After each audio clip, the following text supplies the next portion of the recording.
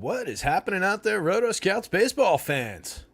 Welcome to the Monday show, gang. 4 o'clock in the East Coast. A little bit of an early start today, or an on-time start. Probably 4 o'clock's probably like the on-time start for this show, but a lot of 4:15s because I typically need a little bit more time for writing that article. But got through it today with only 8 games on the slate, with like 15, 20 minutes to spare. Kick around a little bit, refill my water glass, put the cat away, hang around. So we're going pretty well here with an early start, and I feel like we've got an interesting slate to kind of meander our way through this afternoon. So kind of a casual, slow-moving approach to the slate, I think, to get us started here. We'll get into the show by saying hi to everybody in the chat. Fanatics here, Matthew Tomlinson's here, saying nice hellos to one another. Larry C's here, Calvin's here. Who else is here? Trey's down there in the bottom of the chat. Glad this is only an 8-gamer, much more relaxed compared to the 13-14. Yeah, you're telling me, buddy. Waking up, having to write about 14 games in like 3 hours on a short day is never good. I'm really bad, even days where I know I should really get out of bed today. There's 14 games on the slate. If I get up and I start writing at 11, I'll be done by, whatever. And I do the math in my head and as I continue to hit the snooze button every day. So, yeah, I feel that pressure a lot on those big slates. But, yeah, nice manageable 8-gamer today. I feel like it's a slate that really falls into one of those days where it's, kind of, I don't want to call it obvious because they're never obvious, but somewhat of a straightforward or clear-cut board, at least for pitching, where it's like, hey, here's your top-end guys, here's a little bit of a middle, and then here's some really, really low-end guys that kind of look unplayable that are targets for bats. It kind of aligns like that today, so I think it's an interesting slate to dive into. I'm going to pull this up real quick because I thought it would be interesting to start on the run board here. A few interesting spot for runs, but we'll say hi to everybody as we talk. We don't have to, get overexcited and dive in fully before we say hi to Obi-Wan in the chat. Money Monday, I like that. I like it, Obi-Wan. Hopefully for you, bud. I'm doing well. Hopefully you are too. Hopefully you had a good weekend. Everybody have a good weekend out there? Anybody do anything? Whoop. TV unpaused. Anybody do anything overly interesting over the weekend? Let me know in the chat. Obviously, I can't sit here and be silent and wait for you to respond verbally. Trey is here. We said hi to Trey. Shannon Lambert's in the chat. We've got Tommy David Walker says, let's get this money. I like that idea, fella. Mighty Saint says, thank you. Love and money. I love love and I love money. Sounds pretty good. Trey went on a family picnic yesterday. Ken Woodhouse is in the chat. Dimitri's in the chat. Gucci did not go well. Oh, Keuchel did not go well. I misread that. Andrew Jennison went to Maine for a night but had to come home to work while the rest of the family is still there. Oof. Ouch. How far is Maine from home, Andrew? Maine from a lot of places is pretty far to have to come back after just one day. If you're in like Boston, I guess it's a little bit more doable, but if you're in like Delaware, that kind of sucks. Dimitri's ready to get at it again. I like that. Definitely like that. That's it, man. We it's especially with baseball, it is a just let the horse buck you, get right back on the next day and continue grinding. That's just how the game works for DFS overall, but especially for baseball, that's how it works. So can't take any one given slate or one given decision all that seriously. All that you don't want to give up around one decision like that. Let's put it that way.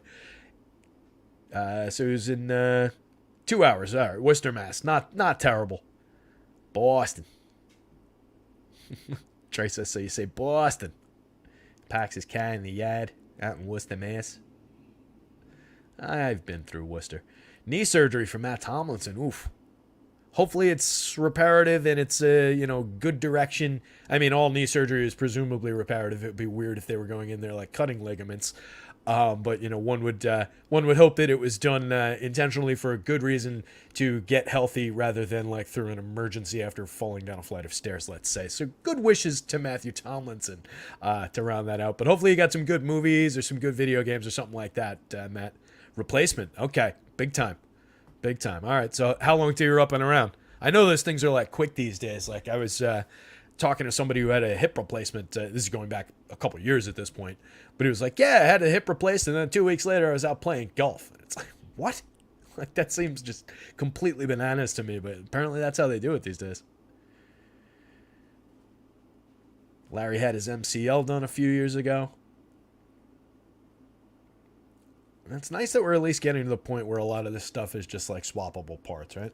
As soon as they can start 3D printing us some hearts and some livers and everything, then we'll really be making progress. 2 months. Long layup. All right. So the knee is longer than the hip then, it sounds like. I guess that makes some sense. Like, it still blows my mind to be golfing that quickly that guy was talking about. But yeah, 2 months. I mean, knee is definitely a... well, I don't know. I don't want to get into the biophysics of it or whatever with which one sustains more torque and pressure and everything. They're both obviously crucial. What else is crucial is taking a look at this run board. I think it's really, really interesting. We've got two of the primetime teams, the Braves and the Rangers, both as away teams. So both with guaranteed extra plate appearances in the ninth inning. Not extra, but guaranteed ninth inning plate appearances, where the Red Sox are heavily favored against the Royals with a 5+ run total, but they're the home squad, probably won't end up hitting in the ninth. And then the Brewers against the Rockies, similar situation. Although the Brewers are kind of a lighter hitting bunch in general, I feel like they're pulling a very high total there. It's a great spot. They lead the board for power. They're one of the high end teams on the board, but out of that group, they're the lower end team. I think that's kind of goes without saying between the Red Sox, the Braves, the Rangers, and the Brewers, that the Brewers are the bottom of the barrel. They've also got the lowest run total, but 4 teams above 5, some good solid mid 4s as well to target, like the Cubbies and the Mets. And then I think the Yankees at 4-2 are kind of interesting. The Angels, I think, are interesting despite being the lower total as the home dogs in that start. But that one's going to be interesting. We'll talk about it when we get there. 2 extreme ground ball options who are good at checking home run power in that Giants-Angels game. So it's an interesting board as a lot of this stuff breaks down. But I think given those extremely high totals for some of the obvious teams on the board, it really limits the degree that you're going to get to the Pirates starter, to the Oakland starter who's just been bad, to the Rockies starter certainly. So like a lot of the obvious bottom end guys are just kind of off the board. And then the high end guys are extremely obvious in Spencer Strider, Garrett Cole. So I think we've got some clear-cut targets. There's a little bit of weather going around, but it seems like everything's going to be okay. My read on the weather, and I'm going by, just glancing at the professional forecasters, so obviously keep an eye on what those guys are saying. But my read on it, David Schneider in the leadoff spot today. My read on it was that everything's going to eventually play clean. We might see some delays, particularly in the Atlanta-Pittsburgh game, which is where we start off here. There might be a little bit of a delay in this one, but assuming it's a delay late start, I don't really worry about that when it comes to pitching. I certainly don't worry about any kind of delays when it comes to hitting. And for FanDuel play, especially where you can swap out of positions if it goes PPD after the slate starts, as long as it hasn't started yet, I don't mind. Rockies lineup drop too. I don't mind taking on those positions, particularly if it renders them low owned, if people get overly concerned about the weather. So I like that spot. I think it's an undeniable spot for offense for the Braves. Osvaldo Bido, 5,500, 5,800, pushing 20%-ish strikeouts in 33 innings, 7 starts on the court over the season, 4.94 xFIP, a 5.18 ERA. Hasn't given up much in terms of barrel rate or premium contact so far in the show this year in the small sample. But in the minors, he actually was giving up some home runs. I put it in the article. Over the past 2 seasons, in AA and AAA in 2021, a 3.33% home run rate. And then last year in 111 and a third innings in AAA, a 3.56% home run rate. So he's not a ground ball pitcher. He's got an average launch angle of 15.9 degrees. He's just kind of gotten lucky in terms of limiting home runs so far, I think. And now he's going up against the Braves. So I think these numbers are going to look pretty different for the premium contact, the home run potential, or the home run percentage allowed after he faces the Braves today. We're obviously getting massive upside. Nobody in the lineup with fewer than 11 home runs. Less than 11 home runs on the season, I think. Whatever. Stupid grammar. So a lot of power through the lineup. Double-digit home run marks in the home run model for 6 of the 9 hitters in the lineup. They're the obvious guys from 1 through 6. Kind of just play in a stack. It's the everyday version of the Braves lineup that plays in any combination that you can put it together in. You get price offsets with Eddie Rosario, Orlando Arcia. Very, very cheap for those 2 hitters at the bottom of the lineup, particularly on FanDuel, 27 and 2,800. Rosario slipped below the waterline for run creation on the season, but he's got 16 homers, 210 ISO. We're really only looking for cheap power from him. Orlando Arcia has been good all season, 298, 355, 453, a 118 WRC plus, 11 homers, was an all-star. Slots in only at shortstop now, but still very cheap. Harris is a cheap contributor in the outfields, 4,200, 3,300, 11 homers, 13 steals, 109 WRC plus now, up to 280, 327, 459. What slump to start the season at this point, right? He's just Michael Harris. This is the player that he was last year, basically. So paying for 4,200, 3,300, we're getting him at a discount. Top of the lineup is super obvious. Acuna, Albies, Riley, Olsen, Murphy, Ozuna in basically any order. They're just super expensive, so you got to put them together with value pitching, with value second stacks. That said, with some of the pricing, at least on FanDuel, you can stack those top 4 hitters together. DK, it's a lot harder with 3 of those guys in the $6,000 range. On FanDuel, you can get there a little bit easier with the top 4. You can just mix and match your way through this lineup, though. A lot of these guys at the bottom, the excellent bottom of this lineup, helps to offset the pricing up top. So enthusiasm about the Braves lineup. And then Spencer Strider, best pitcher in baseball. I know he's had some home run issues, 3.40% home run rate, but 88.5 miles an hour exit velo, that's not tragic. 36.2% hard hits is in no way bad. 9.8% barrels is up, so a little bit of premium contact, but he's got a 39.3% strikeout rate, 20% swinging strikes, a 34.6% CSW. Still, even with the premium contact, he's allowed a 3.61 ERA, a 2.69 xFIP. There's no reason to avoid Spencer Strider. Play him as much or as little, just relative to the field as you want. He's very, very expensive, 12.8, 11.5. That probably precludes you from playing him with many of his teammates in a stack. Maybe you can get the 3 of them on DK. It's tight on both sites. Very, very expensive option, but easily worth getting to. Easily the top projection on the board today, going up against the low-end Pirates. There's no reason in the world not to play Spencer Strider, unless for some reason you get that stop and start where he goes in, pitches 2 innings, it starts raining, he comes out of the game, sits for 2 hours and doesn't go back in. That's really the most likely path to failure for Spencer Strider in this matchup. He's just terrific. The Pirates still isn't confirmed, I don't think. Yeah, still not confirmed. Pirates are a fun lineup now. I do like the rookies that they've got in the lineup. I like Jack Suwinski. I think they're fun to play. We succeeded with them a little bit the other day. We got burnt with them when they looked fairly good on another spot. It's just not the right spot to go to them against Spencer Strider. Couple talented veterans up at the top in Brian Reynolds, Andrew McCutchen. A couple interesting young players through the bottom of the lineup. Jack Suwinski leading the team with 21 homers, a 259 ISO, creating runs 19% better than average. Alfonso Rivas has been really interesting in 34 plate appearances. He's got a home run, a 276 ISO. He cost 2,300, 2,500 in the cleanup role. Brian Hayes has been around for a couple of years, underperformed for a couple of years. Still a very good hard hit rate. I expect he should be a better hitter, but he's not. Like I say, basically every time we talk about him. Andy Rodriguez, a lot of power, 2 home runs in 56 plate appearances as a catcher so far. 12.5% barrels, 50% hard hits. Looks like who he's supposed to be so far. He's an interesting bat if you're going to Pirates, but do we really want to stack a rookie in his 57th plate appearance coming into this matchup with a 35.7% strikeout rate so far against Spencer Strider? I don't think so. The same goes for Leo Peguero. Tons of power, 3 home runs in 41 plate appearances. Excellent power upside from the cheap shortstop, but a 41.5% strikeout rate in that same tiny sample. Again, Spencer Strider on the mound. Alika Williams we've looked at a couple times. Interesting for maybe a decent ability to put the ball in play, a little bit of mid-range power, a little bit of speed. 2,100, 2,000 at shortstop. Nice affordable part. Keep them in mind for later in the week when we look at Pirates maybe. But against Spencer Strider, again, just no. It just doesn't really make sense. So I'm not really targeting much Pirates. I'm not really targeting Spencer Strider here. Ranking it out, Strider, Braves bats, like 1-1A, very, very high end, both options.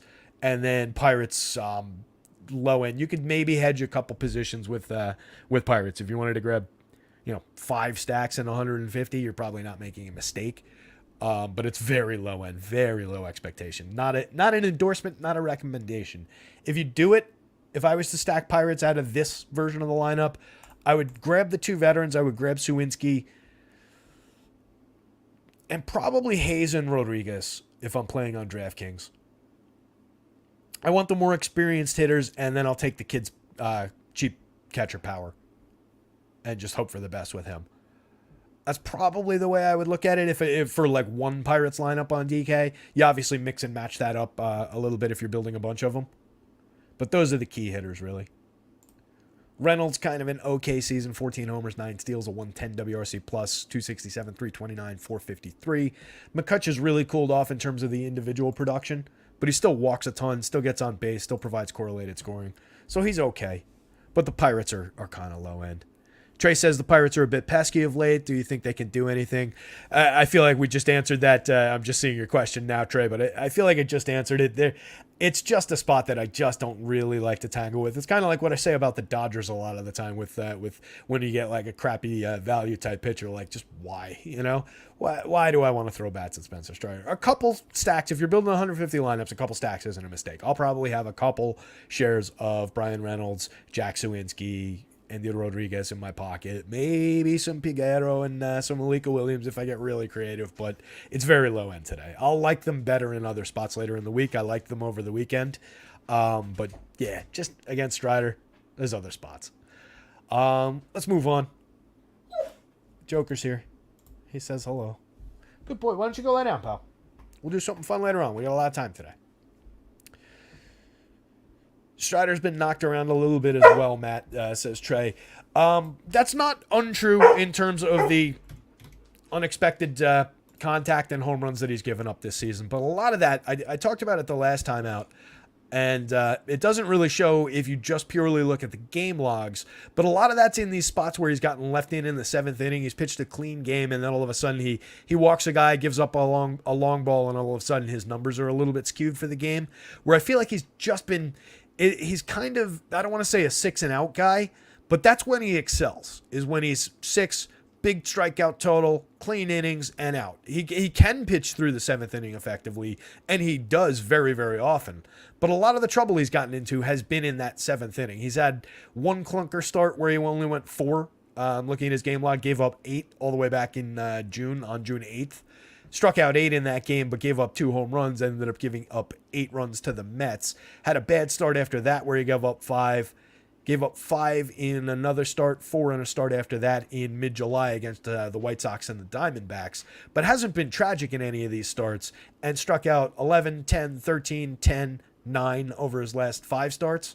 2 of those were the 5-run and the 4-run start. Gave up a pair of home runs in 2 of his last 3 each of 2 of his last 3 starts. To Arizona, Boston, but pitched a clean game. 6 2/3, 1 run allowed, 5 hits, 9 Ks, 2 walks against the Angels last time out. Not that we're game log hunting, but it's just, it's important to talk about where some of that comes from. He definitely has allowed more premium contact than in years past. But again, we're talking about, even with that involved, still a very strong ERA, a ridiculous strikeout rate. He makes up a lot of the fantasy points that he may give up. And it's a very low-end Pirates team. Royals with Cole Ragans on the mound, 5,200, 7,100, does not project at all like an option. Oddly, I kind of do think that if you're going to the extreme value guys on the board on DK, I do think, strangely, that Cole Ragans might be the most playable of the terrible pitchers on that board for 5,200. Just on the idea that he gave you some innings in those 2 starts that he's made recently. His 2 starts, I actually put it in the article. The 2 starts that he made, 5 innings, struck out 3 Rays, allowed 1 earned run. Followed that with a 6 innings, 7 hit gem against the Mets that saw him blank the New York lineup while striking out 8 of 25 hitters and walking only 1. I do not expect the strikeouts. 23.2% strikeout rate, 11.3% walks on the season, 4.33 ERA, 4.53 xFIP, 35 1/3 primarily out of the pen, but did pitch innings in those starts. So if he's pitching a clean game, I think 6 innings is on the table for Ragans at that $5,200 price. On DK, you only need the 5, and you probably aren't getting the win out of the Royals. But as far as the extreme value dart throws, even though he doesn't project well, even though it's a bad spot with the Red Sox pulling a great total, the second highest run total on the board in a home start at Fenway Park, I do think that out of those crazy, stupid dart throws at the bottom of the board that I just don't think he go to today, he might be the best one. Doesn't look like it projection-wise, but It's just on the idea of some innings and maybe some strikeouts at 23.2%. But the Red Sox aren't great for strikeouts. They've got Rob Refsnyder in the top of the lineup. You guys know that I think that he's playable when he's in the top of the lineup. He's playable whenever he's in the lineup because they specialize him and platoon him against lefties, where he's somewhat capable. I just think that he gets miscast when they've earlier in the season when they were hitting him like third, because he's not a guy with any kind of power whatsoever. He's just a good option to get on base and be a correlated scorer. He can, hit you a single or hit you a double and drive in some runs from time to time. But overall on the season, mostly against lefties, 270, 391, 342 with a .072 ISO and 9% better than average creating runs. We're not looking for him for power. We're looking for the on-base skills. 391 on base is fantastic, especially when it comes ahead of Masataka Yoshida, Justin Turner, Rafael Devers, Adam Duvall, Tristan Casas in the lineup despite the lefty-lefty, which shows what the Red Sox think of both Tristan Casas and the matchup against Cole Ragans here. Tons and tons of power from Casas, 17 homers on the season, 353 on base, a 228 ISO, 124 WRC+. Kid's terrific. I really, really like Casas. I've been trying to trade for him in the Dynasty League and haven't been able to pull it off yet. Trade deadline passed, but you can still make waiver trades, and he's still in the minors, so I could technically still get him. We'll see. Rafi Devers is just cheap. He's hitting for, we talked about it yesterday, he's hitting for a massive amount of power this season, despite not hitting for as much average as in years past. His run creation's down a little bit from years past, but he's hitting for more barrels, more hard hits. He's got 26 home runs. He had 27 all of last year. He's got a massive amount of power, so we're just paying for his power. 5,234. He's discounted. Just take Rafi Devers at the discount and thank them. 11.53 in the home run model against Ragans here. That's probably more upside than that despite the lefty-lefty. Adam Duvall at 9.14 in the home run model, 260 ISO in 190 plate appearances, 9 home runs, a 12.2% barrel rate. A lot of power through the heart of the Red Sox lineup. All of these guys are good at getting on base, good at limiting strikeouts. These guys up at the top, I mean.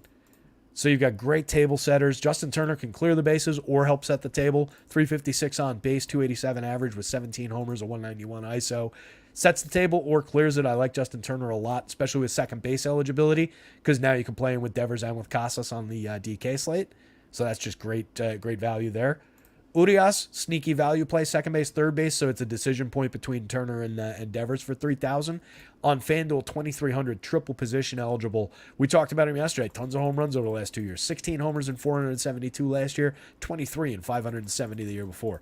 Major power asset. Not much of a hitter otherwise, but a major power asset down the bottom of the lineup.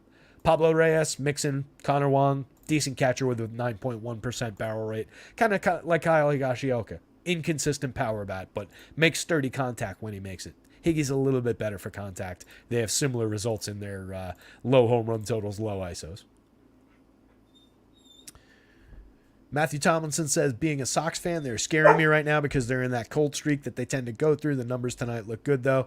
Yeah, cold streaks are, they're like narratives. Cold streaks exist only on paper. They don't really exist. Everything is an individual. Tonight's matchup has nothing to do with last night's matchup, really. Hot and cold arguably can be, you can say they do or don't exist. Players obviously go through bad stretches. Guys have things like Anthony Rizzo had, playing with a concussion for 2 months and just his timing was off.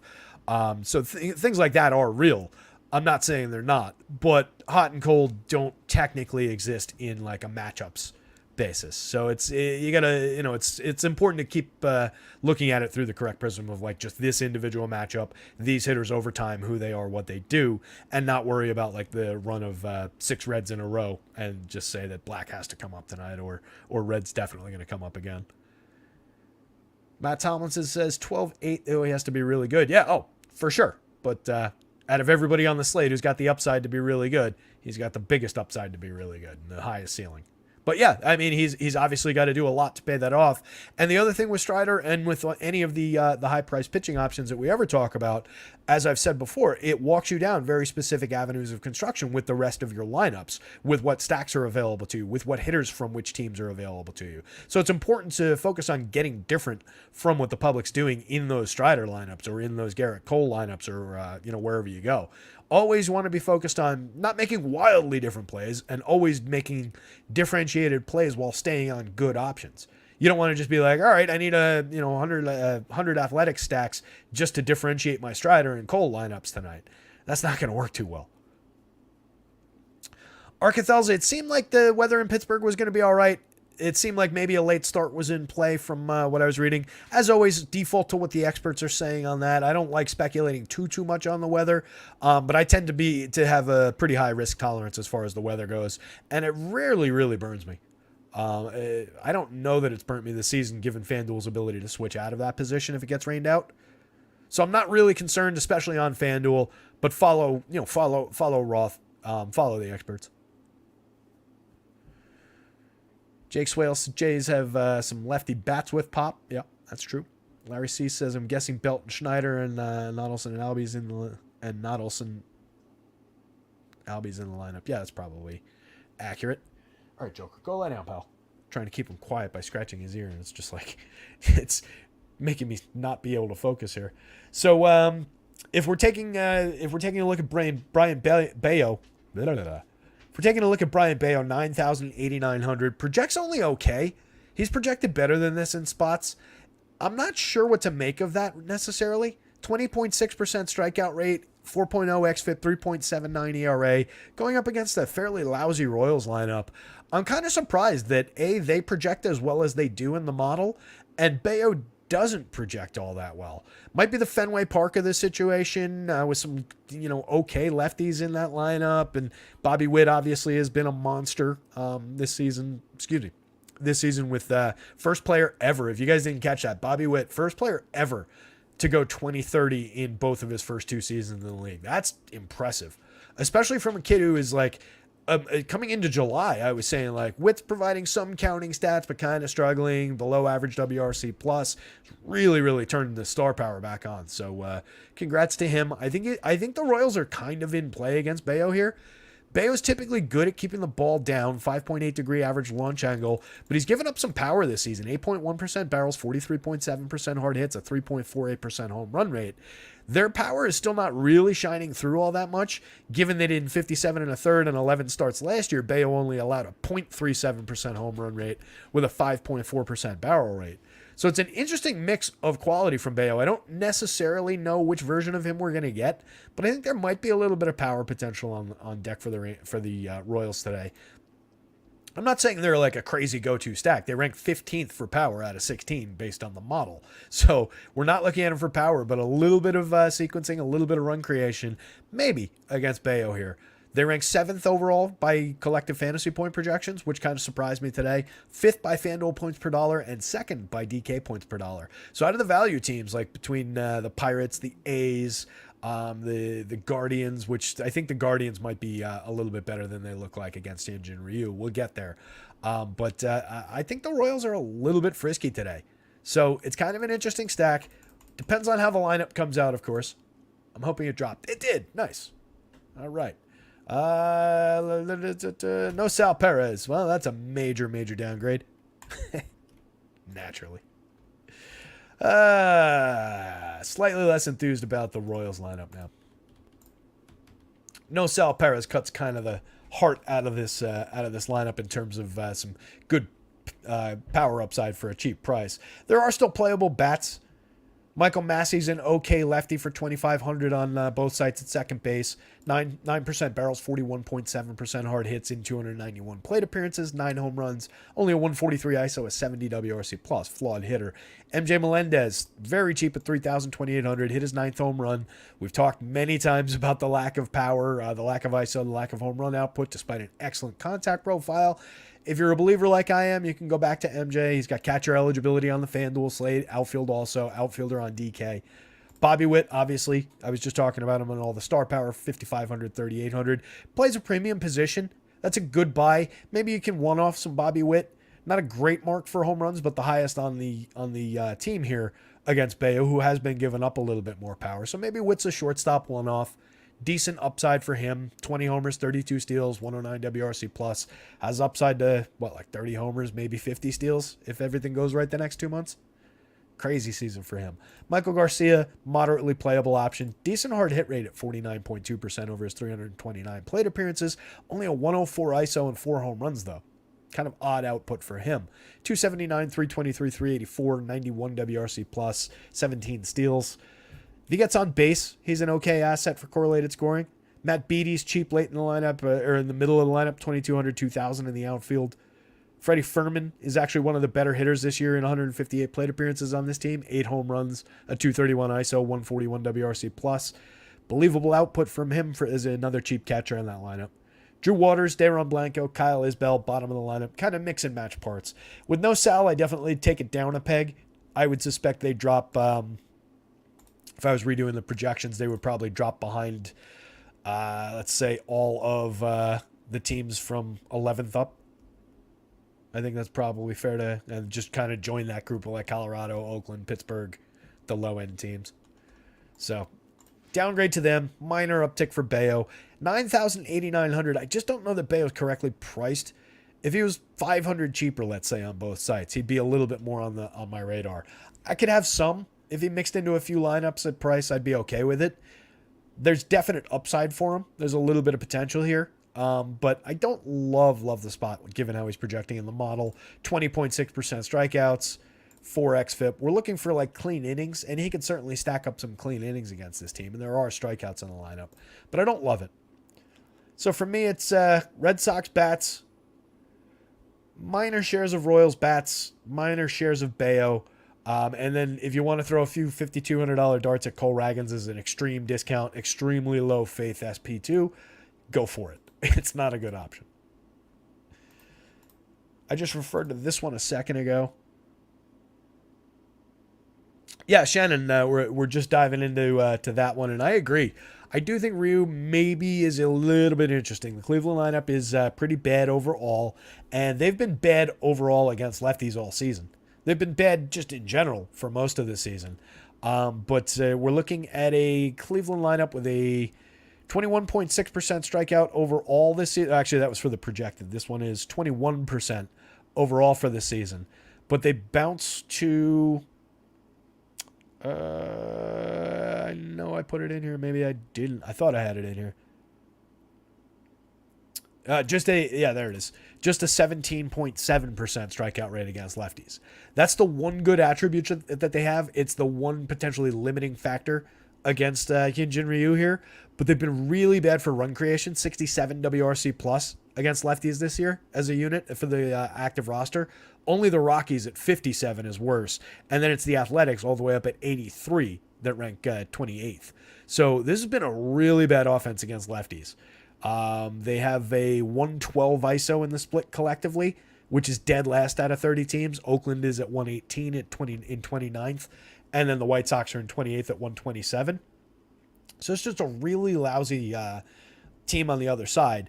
Ryu was bad in 6 starts last year before he got hurt. 31 okay starts in 2021. Had a 20.4% strikeout rate, 4.37 ERA, 3.94 xFIP.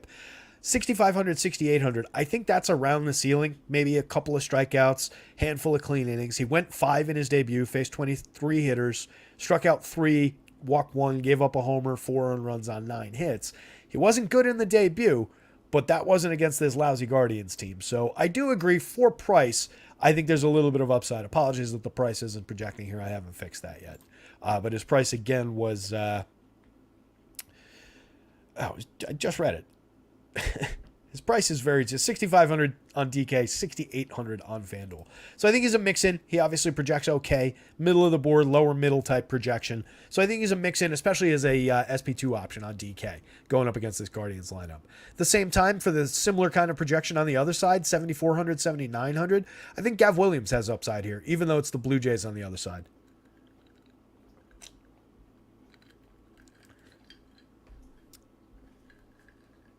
Cheers, everybody. Boston, maybe a subtle hint there from the selection of drinking vessel today. Gav has a 20.7% strikeout rate on the season. In 8 starts, 42 and 2/3 innings, 11.7% walks, 4.96 xFIP, but a 3.38 ERA. He's been very good at limiting power so far. 4.2% barrels, 34.2% hard hits, 86 miles an hour of exit velo, 2.23% home runs. So I think he maybe is capable of checking the Blue Jays power upside a little bit. Just difficult to square up. He's got a really plus fastball, premium stuff. He's the most highly regarded of the 3 pitching prospects that the Guardians called up this year. So I really like the upside. I think he's got a nice ceiling here against the Blue Jays lineup that has a 23.5% strikeout rate collectively. That includes Davis Schneider in that leadoff spot with a 13.3% over 15 plate appearances. It's Vladdy, it's George Springer in the heart of the lineup that we've got to worry about at 15.5 and 17.4. But everybody else in the lineup has a fairly aggressive strikeout rate if you look up and down there. So I think if he can manage to get his way through Vladdy and through George Springer, both of whom have kind of underperformed this season in terms of their batting averages, their run creation marks at only 116 and exactly at league average for Springer. A little bit of lack of power from both hitters. A little bit of lack of ISO from Vladdy at 180. Major lack of ISO from Springer at only 136. Hard hits and barrels are up for Vladdy, as I've mentioned a few times, but the overall production has been down.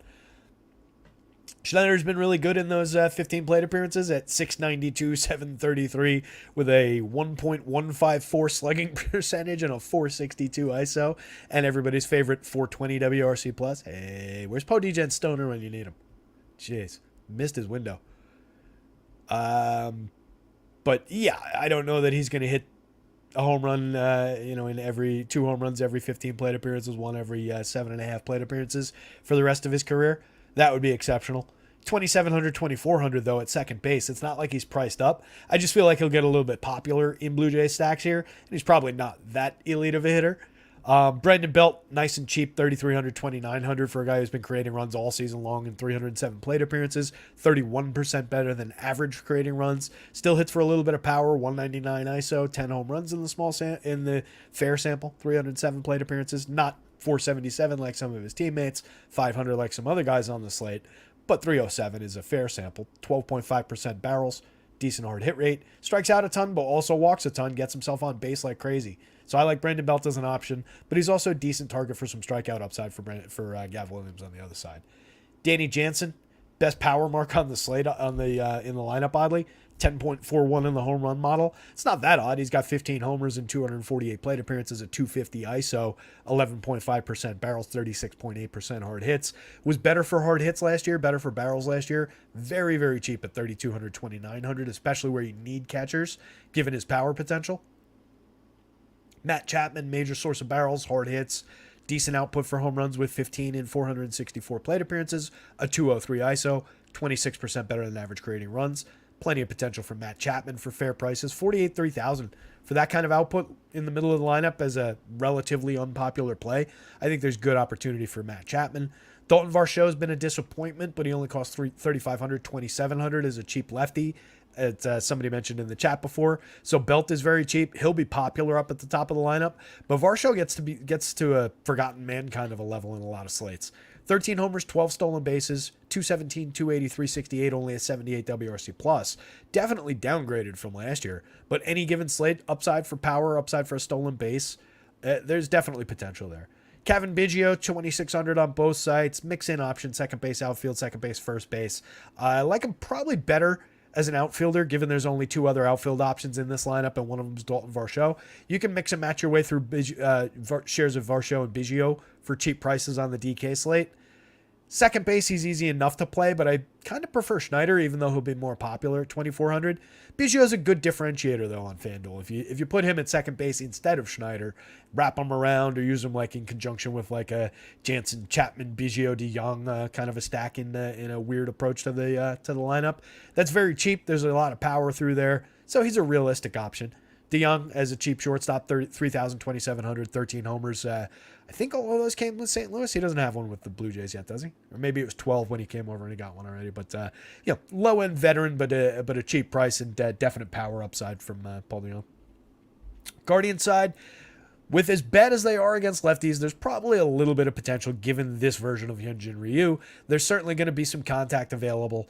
They do have a little bit of power in the lineup with Jose Ramirez, Cole Calhoun, Gabriel Arias, Brian Rocchio, a little bit, touch of sprinkling of power maybe. Andres Jimenez, a sprinkling of power in like the mid-range. 10 homers on the season, 18 steals, 90 WRC plus. Still needs to get his act together. 4,500, 3,000 at second base. Viable bat, but lefty. Stephen Kwan, lefty. 102 WRC plus overall. He's at 105, I think, against left-handed pitching. So a little bit better against lefties overall for run creation, but Kwan's having a down season. Ramirez has been less than stellar against lefties this season. Ramirez is at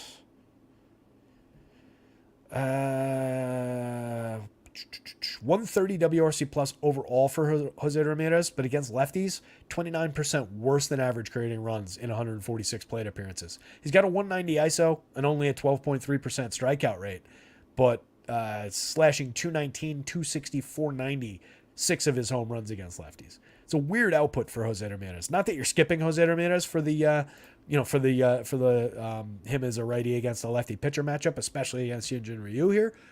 But just for the price, it's something to be wary of. Just has struggled in that side of splits this season. He's been excellent on the other side. Calhoun, lefty, not ideal, but believable power for the dead minimum. Maybe you get some shots later in the game. Oscar Gonzalez, mid-range power, only 1 home run in 102 this season from the right side, but 11 in 382 last year. Very bad lineup from here down. A lot of mix and match kind of pieces. Miles Straw's like a defense and stolen bases guy. Bo Naylor, a little bit of lefty pop, 3,100, 2,600 as a catcher, but below the Mendoza line in 101 plate appearances to start his career. Not great. Low priority stack for the Guardians, even in the matchup.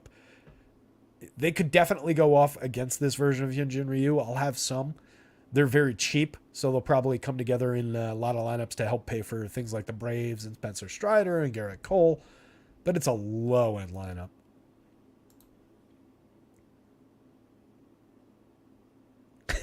Eric B says, is this the only DFS YouTube chat remaining that's Sean V free? Well, we said it twice now. If anybody says it the third time, it's like Beetlejuice. You're going to show up, so mind your tongues. I always enjoyed that person. If he showed up, I would enjoy it.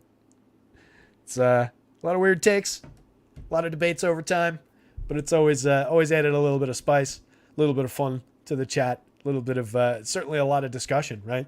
If you're ever short on things to talk about, he was always reliable for that. You just check the chat, and it's like, all right, what kind of crazy nonsense is he saying now? So it helps with that. Speaking of which, hit the like button. If you haven't already, if this is your first time here somehow, if you're just finding out about us, hit the subscribe button. A lot of people from from the old site keep popping up saying, "Oh, just found out about it." Just so let those guys know. Spread the word. I didn't want to do it. I didn't advertise before my departure over there. My departure was unexpected, but I wasn't advertising. The day they cut me off from Discord departure. I mean, I was already not working there, but I was still in the Discord, still in the club at the time. But I wasn't advertising in their chat or anything or telling anybody about it. So I love that Kush, whatever his I forget his real name. But he popped up in the Discord the other day saying hey, I didn't know you were doing this. This is awesome. Glad I found it. So let people know. Spread the word casually. No need to force it down anybody's throats. No need to advertise in other spaces that people are paying for other sites. But spread the word. Retweet on Twitter. Hit the like button. Hit the subscribe button. Those are the most important things. Join the Discord if you haven't. Everything's free. Discord's free. Site's free right now. We'll see what happens in the future. Right now, everything's free. And yeah, I think we can move on from this shameless plug and talk about. So ranking that one, it's got to be Blue Jays bats, Gav Williams, Hyunjin Ryu value darts, Guardians value darts. I think that makes sense. Ryu's a realistic value option. If he comes in on form, has 5 innings, I think there's a little bit of potential there.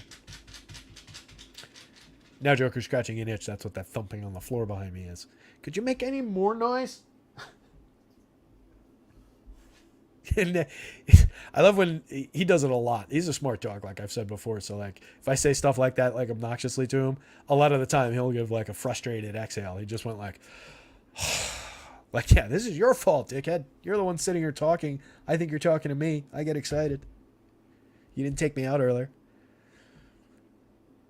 Greg, plans for NFL content. I don't fully know.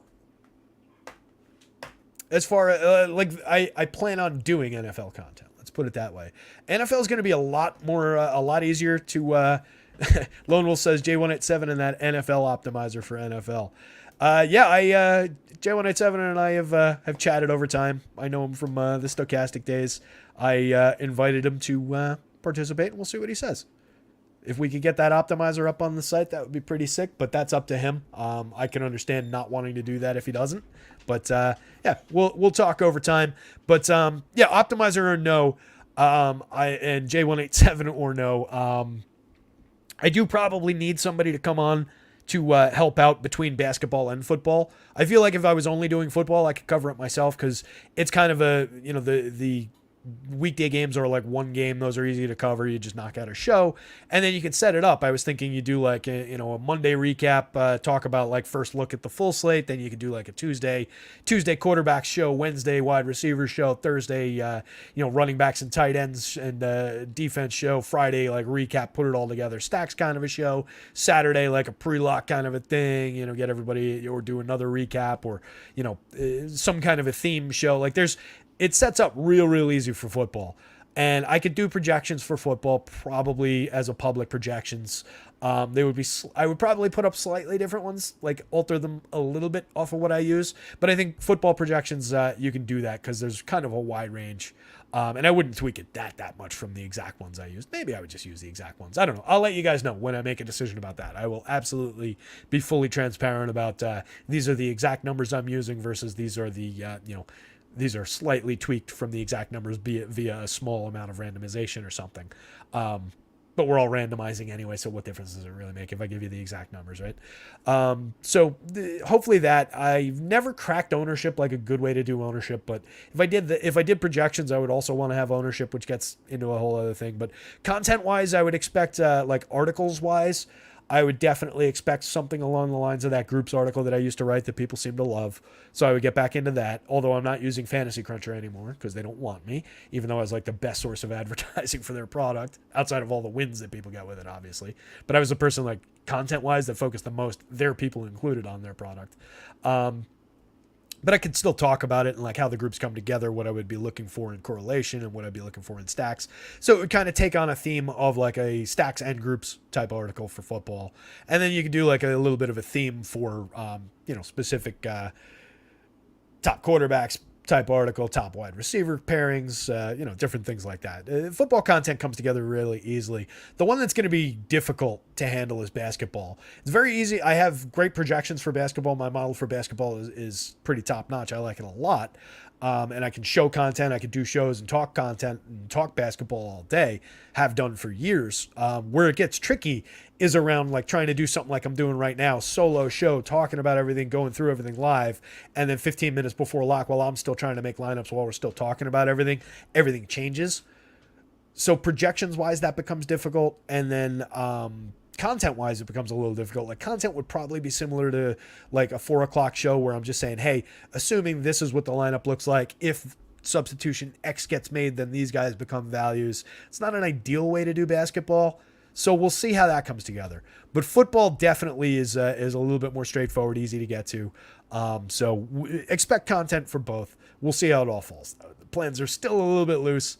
Larry C says Terry 18 and JA187 partnership. Hey, tell our guy J187 that you guys are so enthusiastic about it. I would welcome it. Like I said, I reached out, so we'll see. But no pressure on him. Don't pressure the poor guy.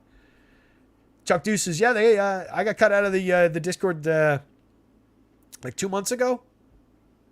Just on a random like Monday morning, I opened up my phone and pulled up Discord, and I was like, oh, that's weird. The Awesemo bubble or the Stochastic bubble is gone. And then I went to the Slack. I was still in the work Slack, and that was gone too. And I was like, a little suspicious. And that was the day, if you guys remember, that the whole thing happened where they released their Sims, and it looked a lot like some other people's Sims that we know. And there was a little bit of outcry about, maybe some purloined code and so on and so forth. So I think they purged anybody who wasn't actually on the payroll at that point. But it was just like, hey, you're kicking me out of the club for something I didn't do. I'm just hanging around your club right now, like helping people out for nothing. I'm not on your payroll, but I still am doing everything I was then. So it was kind of lousy, but who cares? And I don't judge. Like I said, I have no issues with the people over there.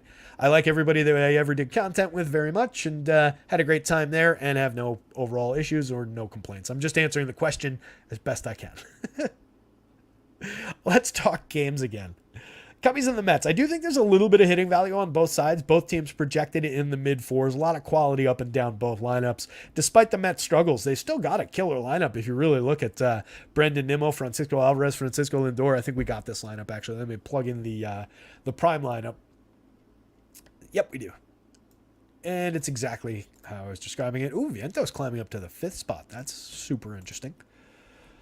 So let's go back to this screen, and we'll do that for real. So Nimmo, Alvarez, Lindor, Alonso, now Vientos hitting 5th is a great spot for him. It falls off with McNeil, Mendick, Ortega, and Arauz. I don't know how to say his name. 2000 on both sides. Jonathan Arauz. I've never gotten that pronunciation down. Some of those spellings that don't occur that often in even in these Spanish names throw me off a lot. Weak bottom end around those 4 hitters, but a very, very good top 5 for the Mets. No Starling Marte in the lineup. No real ding. He's been having a bad season. Takes away some of the speed upside for the Mets, but we're not really hunting speed with this team. I do think there's realistic upside for power. 3 guys in the lineup projected over the magic number for home runs. Brendan Nimmo pushing the magic number. Vientos has a major amount of power. 13.3% barrels, 55% hard hits so far in 91 plate appearances in the show. Major source of power throughout his career in the minors. Kid that they expect to hit for a lot of power in the show. A lot of multi-position eligible guys with these bottom end guys. A lot of very cheap prices to help offset the 54, 56 for Lindor and Alonso. 38, 37 on FanDuel. But they're both discounted for their quality. Both still hitting for a ton of power. Both well above average for run creation. Down in the triple slash overall, but still tons and tons of pop in those bats. Alvarez has been excellent. 21 homers, a 265 ISO, 17% better than average as a rookie catcher. Still only costs $4,300. Excellent spot for a lot of those righty power bats going up against Drew Smyly. 4.30% home run rate for Smyly on the season. A 4.71 ERA, 4.66 xFIP. Yeah, there's some strikeout potential. 21.3% for him, 23.9% for the Mets confirmed lineup here. A little bit of strikeouts on the bone for Smyly, so a few DK SP2 darts at 6,800 might be in order. He projects kind of in the upper lower part of the board. He's like the top of the bottom tier, I would say.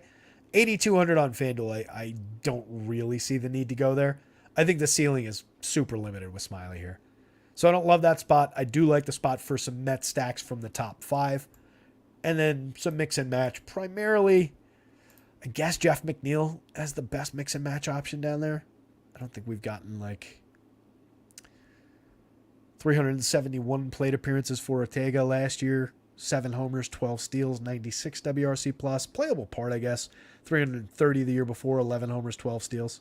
So I guess Ortega's actually probably the more playable part. McNeil's the far more everyday player in that group. Ortega's got a little bit of upside for the super cheap price. Let's put it that way. But you guys know that what I think of McNeil. He's a slap hitter who needs to reach first base 3 times. Now he doesn't have much support in the immediate 3 spots behind him to help correlated scoring. Not great. On the Cubs side of things, I do like the spot for Kodai Senga. 10,000, 9,800. Projects out really well on the model. I think he was 4th overall when we look at the pitching board. So I do think there's upside for Kodai Senga. He's got a great strikeout rate at 28.7% on the season. Very good ERA at 3.25. Still a very good xFIP at 3.80. A little bit high on the whip at 1.29. Very high. That's on the back of an 11.6% walk rate. But he's been good at limiting power. 5.4% barrels on 12.8 degrees average launch. 2.32% home run rate. There's a lot of ability here with Senga. The only problems he runs into is when he pitches inefficiently, when his stuff isn't working exactly the way he wants it to, or when he faces patient hitters who let his stuff die in the dirt and don't swing and miss. I do think there's that potential for him to run into that with this Cubs lineup. They've got a lot of decent hitters at drawing walks. A lot of 8.8% walk rate with Gomes and Madrigal dragging it down at the bottom. But a lot of their key hitters, double-digit walk rates or pushing double-digit walk rates. Good on-base percentages for this entire lineup. So I think this is potentially one of those kind of spots where the inefficient version of Senga runs into a little bit of sequencing, a little bit of trouble, only ends up pitching like 5 innings, handful of strikeouts, handful of walks, and doesn't have the greatest game for our money. But I'm going to take my shots for sure. And I think given the high strikeout rate, he's actually a little bit cheap given a very high ceiling. So I like the spot for Senga. I hope he goes a little bit under-owned. I plan to be ahead of the field on him. I think he was single digits ownership. So I think I'm going to be well ahead of the field on Senga. And I think you can hedge it off fairly easily with a lot of the Cubs. They're very affordable on both sites. There's multi-position eligibility on a number of players in the lineup and a number of their key bats. Heimer Candelario with first and third on DK for $4,500 now has a ton of value. Cody Bellinger first in outfield for only $5,300 has a ton of value. $4,100 is the correct price on FanDuel, outfield first base. Chris Morel on FanDuel, 3 positions, $3,700, all his power upside. The heart of the lineup is really where I want to be. These guys, Ian Happ, Cody Bellinger, Dansby Swanson, Heimer Candelario, and Chris Morel. That's a great little 5-man. Tons of on-base skills, a lot of power, some stolen base upside from those guys with Swanson, with Bellinger, even with Ian Happ in the mix there. Tons of run creation ability. Some low strikeout rates, some higher strikeout rates, but a couple low ones. A lot of multi-position, a lot of very fair pricing. Nico Horner, a little bit overpriced from my mind at $4,900, $3,400 in the infield. 8 homers, but they're unrealistic given his contact profile. 272 is fine, but 329 is too low for the on-base percentage. 2% below average creating runs. 27 steals is good, but a lowish end hitter in the top of the lineup.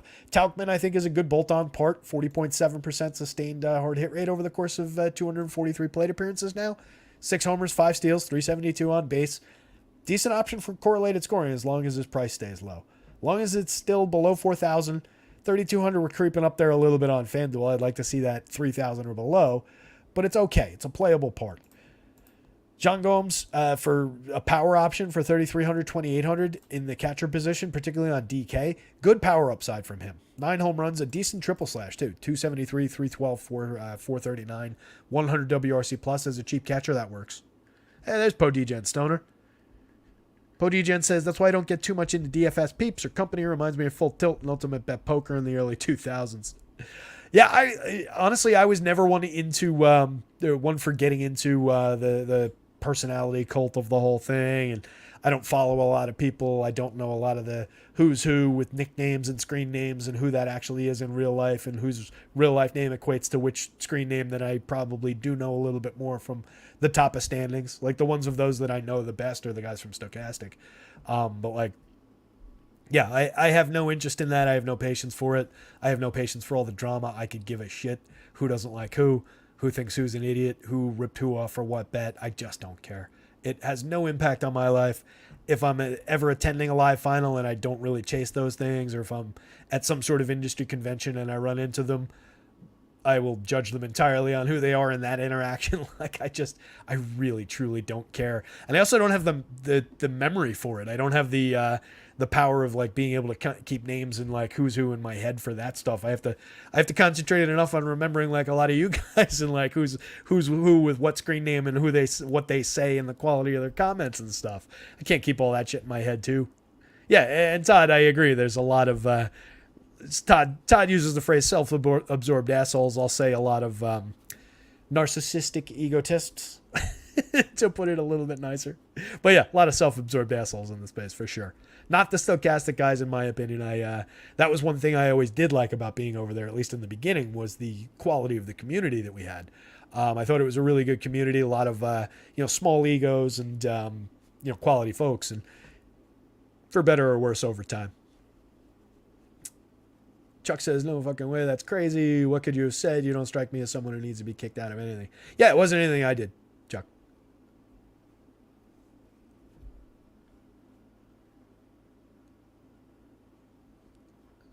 A lot of high school drama. Exactly, Fanatic. Podegen Stoner likes Terry Gundacker, EMAC. Good content and information. I appreciate that, pal. I like you too. You post good content in the Discord. Any time of day, you can rely on some content going up in that Discord. Might be valuable, might not be valuable, might be fun, might be good for a chuckle. Who knows? So this was a yes to the Mets, at least at the top end. It was a yes to the Cubs, kind of throughout. I don't love Nick Madrigal at the bottom of the lineup, but I think Tauchman and Horner are playable bolt-on parts at the top, and I love that 3 through 7. A lot of enthusiasm for the Cubbies 3 through 7, even against Senga. I do want to have more Senga than Cubs, though.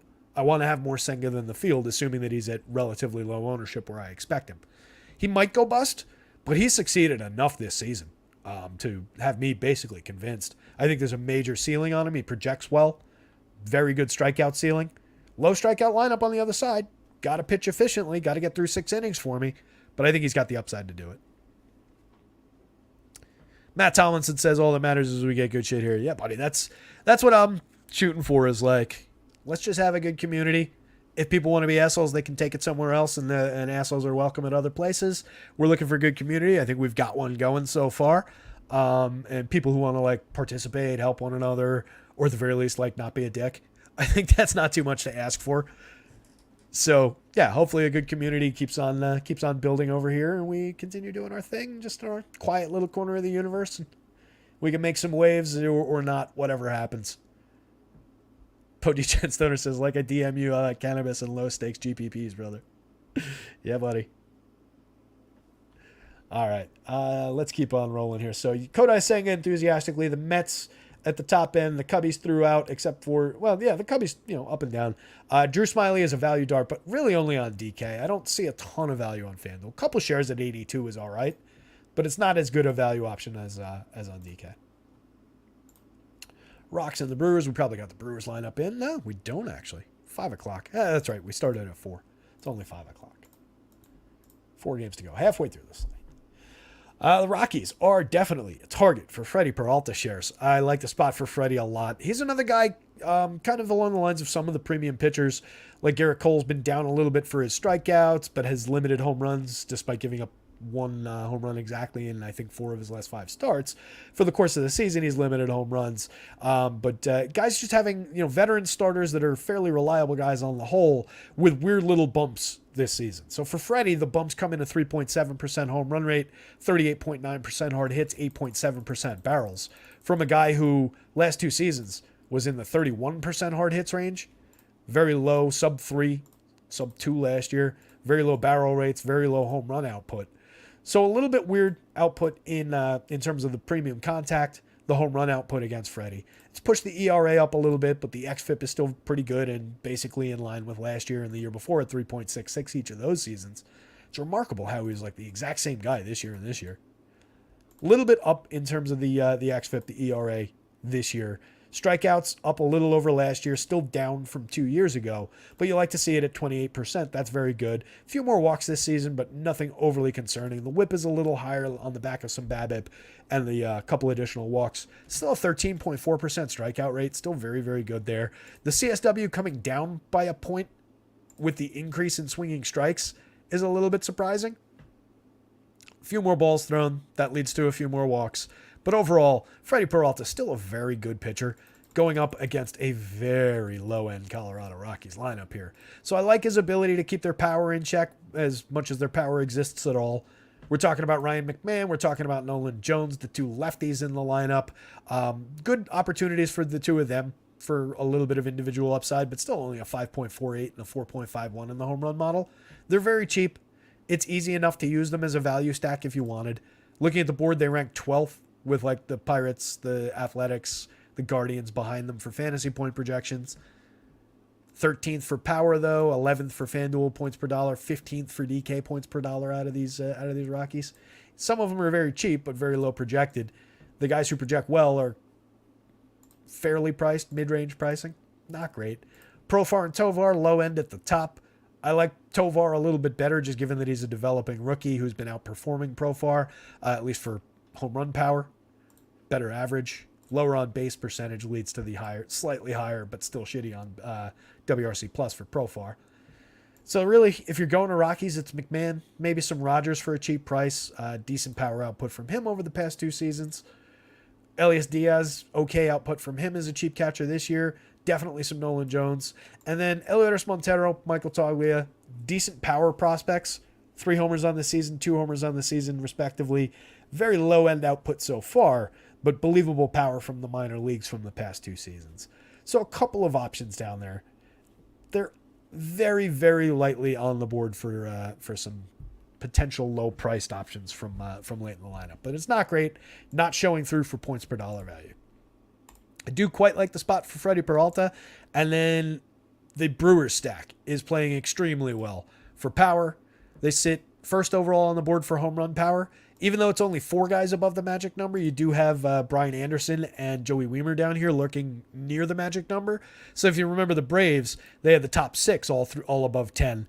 But we've got a little bit higher end for the top 4 here, and then these guys not too far below the magic number, supporting the Brewers in first. The Braves were in second with all their power potential. But I love the spot for power against Peter Lambert here for the Brewers. 4.23% home run rate allowed so far this year, 43.6% hard hits, 10.1% barrels, of 5.07 ERA, only 20.2% strikeouts.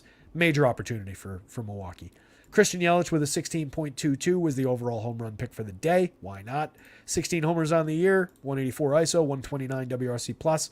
Even if he doesn't hit us a home run today, I like the upside for Christian Yelich to be a major contributor of fantasy points on this slate. By the way, if it doesn't go without saying, ignore these ownership numbers. They're from yesterday or the day before, and they're not mine. But they're irrelevant to today's slate. William Contreras, assuming he's hitting second, a lot of value there. Good hit tool, 276, 348, 447, 171 ISO, decent amount of power as a catcher as well. 16% better than average creating runs.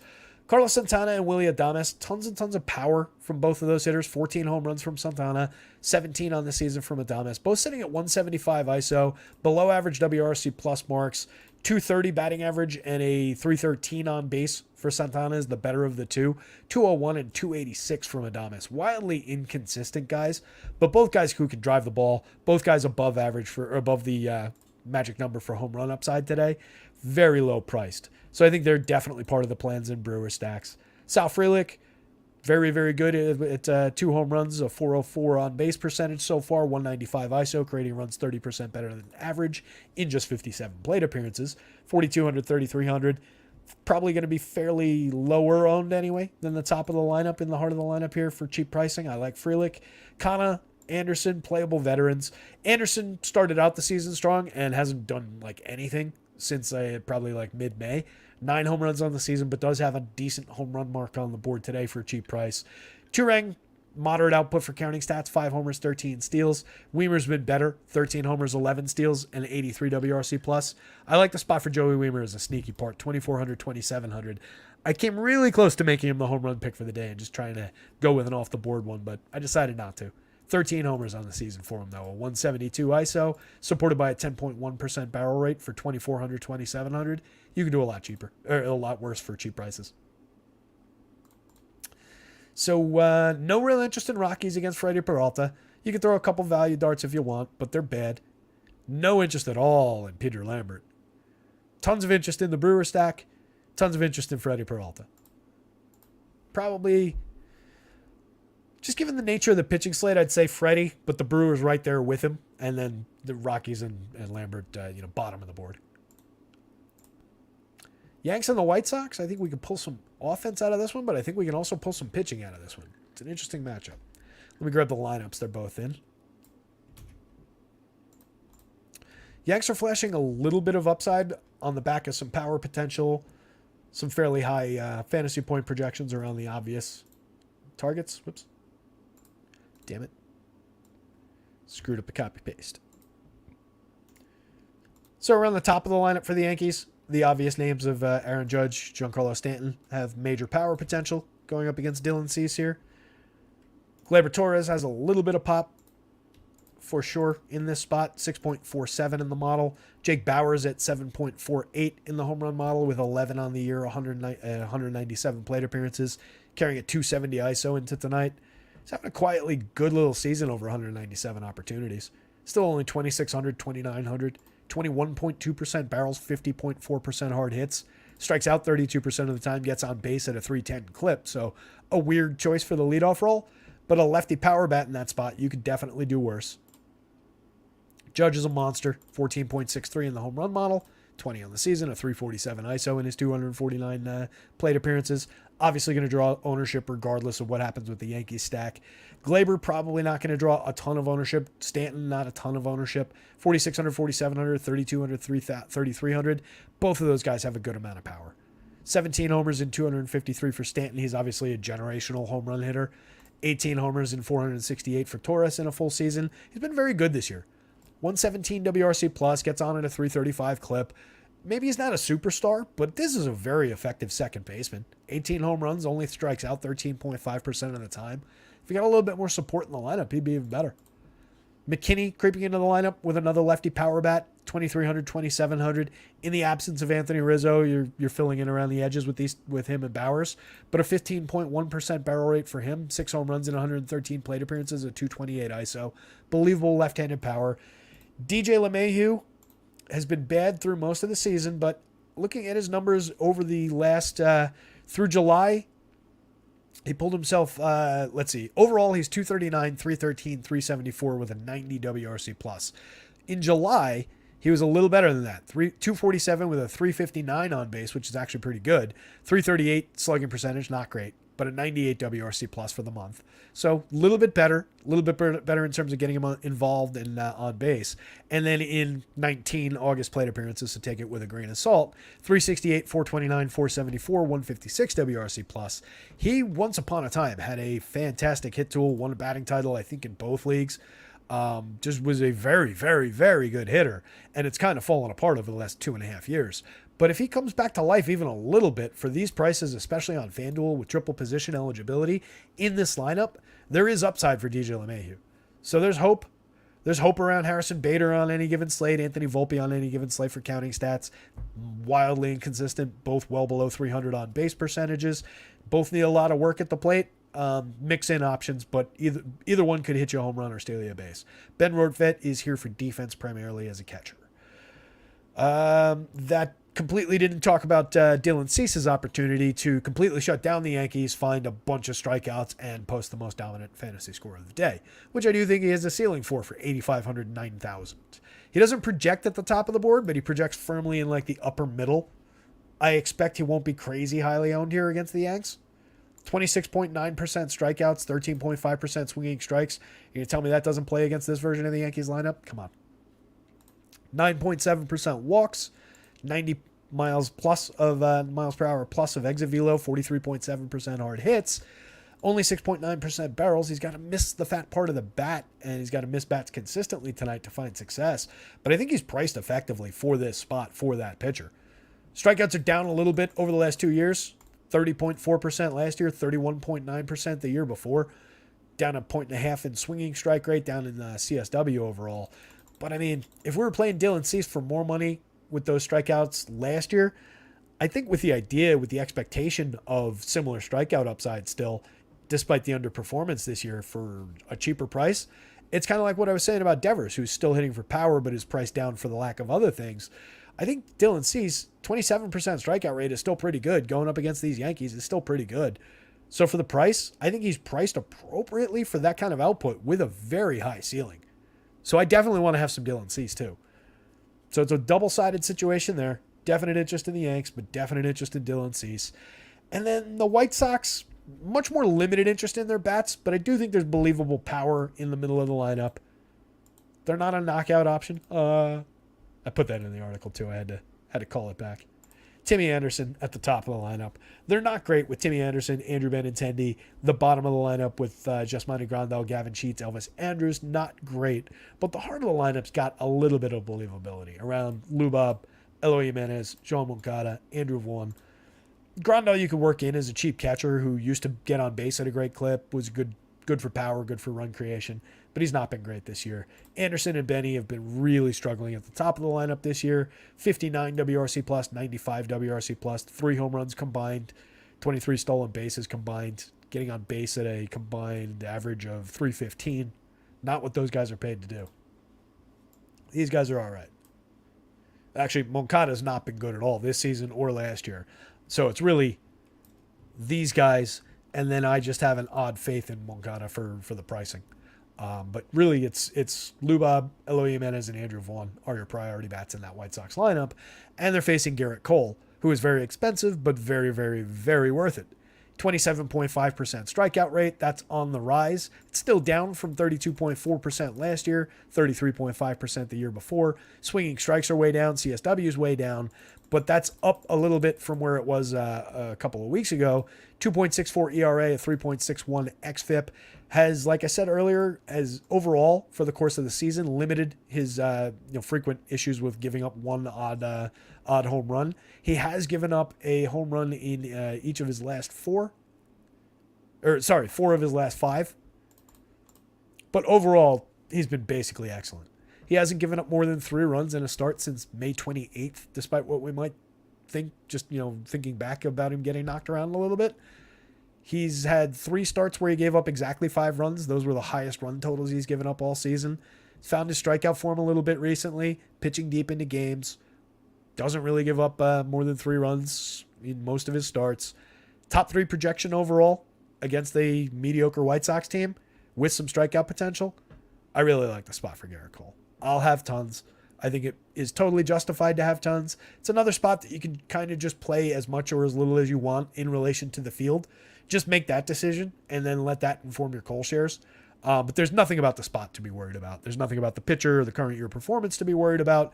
The price is a little bit higher than we'd want it, but I think he's rounded the corner and is overall just not been as bad as public perception might be. So I'm happy to go to Garrett Cole.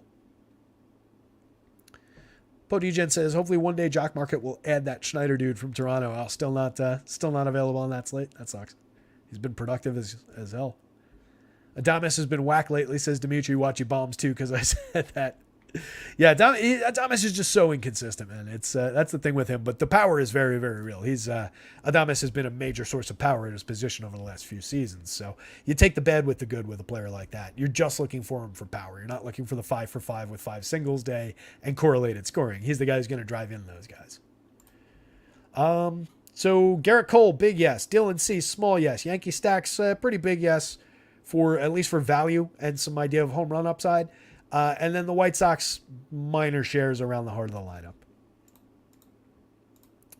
2 games to go, 5:17. Woof, so much time. What are we going to talk about for another half hour?